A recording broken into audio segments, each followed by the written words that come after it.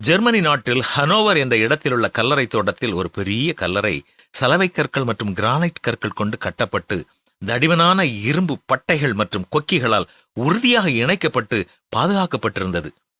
அது மரித்தவர்கள் உயிரோடு எழும்புவார்கள் என்பதை நம்பாத ஒரு பெண்ணினுடைய கல்லறை.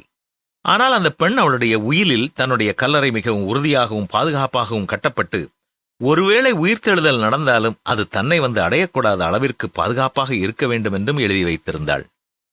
ஆனால் கொஞ்ச நாட்களுக்குள் கல்லறைக்குள் இருந்து ஒரு சிறிய விதை முளைத்து கல்லறையை மூடியிருந்த கிரானைட் பாளங்களின் இடையில் ஊடுருவிக் கொண்டு மேலே கிளம்பி வந்தது. அந்த செடியினுடைய தண்டு பகுதி பெரிதாக பெரிதாக அந்த கல்லறையினுடைய கற்கள் எல்லாம் இருந்த இடத்தை விட்டு விலகி இடம்பெயர்ந்து போய்விட்டன. வலுவான இரும்பு பட்டைகள் கொக்கிகள் எல்லாம் தங்கள் பிடியிலிருந்து தளர்ந்தன.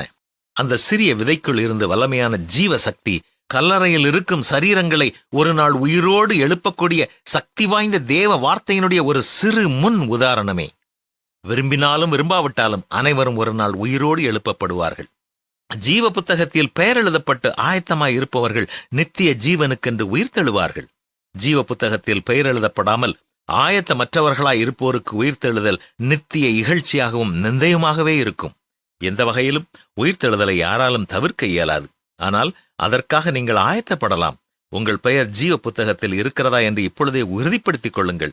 இதுவரை அதை செய்யவில்லை என்றால் எல்லோருடைய பாவங்களுக்காகவும் மரித்த உயிர்த்த இயேசு கிறிஸ்துவின் மேல் நம்பிக்கை கொண்டு நிச்சயமாக சம்பவிக்கப் போகும் உயிர்த்தெழுதலை சந்திக்க ஆயத்தப்படுங்கள். பூமியின் தூளிலே நித்திரை பண்ணுகிறவர்களாகிய அநேகரில் சிலர் நித்திய ஜீவனுக்கும் சிலர் நித்திய நிந்தைக்கும் இகழ்ச்சிக்கும் விழித்து எழுந்திருப்பார்கள் என்பதுதான் வேத வாக்கு.